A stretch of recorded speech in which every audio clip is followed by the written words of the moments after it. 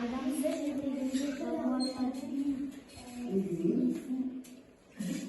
Фотоны көзейтеміз, алайын айтамыз. бұл кезінде жанарда алтын әшекейлермен безендіріп көрген. Ана тоқтан, адыр айтамыз. Адамды жерлегенде оның жанына 16 жылқыны қойды.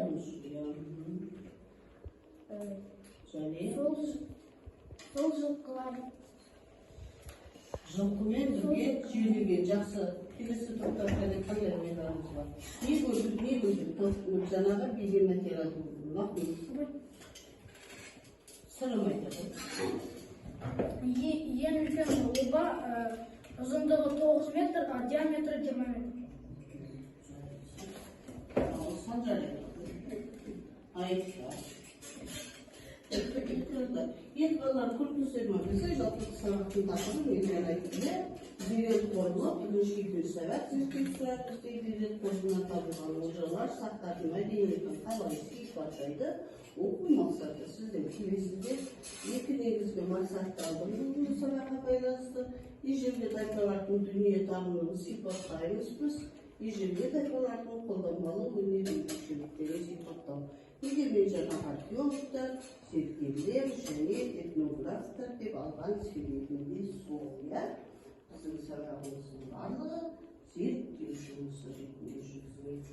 Ал енді мына жерде егер көрсетілді енді жалпы нақты қарап отырсақ балалар жалпы бүгінгі біздің сабағымыз бойынша оқулықтардың ашып қарасаңыздар 85-ші бетті ашамыз. Сол жерде біз бірінші ойланымдар, анықтамдар, дәлелденген тұжырымдарды бізде тек қана зерттеу жұмыстар жүргізілетіндікте біз бұл тапсырмалардың барлығын ауызша бойынша бірінші ойланымдар, суреттен нені көріп тұрсыздар және қандай аң екенін бұл жоқ көрдіңдер.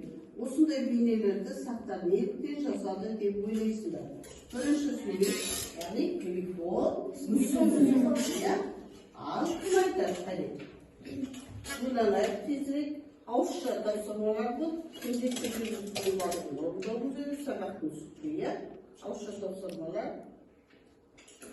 Алмақшы айтамын. Себебі сақтар жануарды өте қатты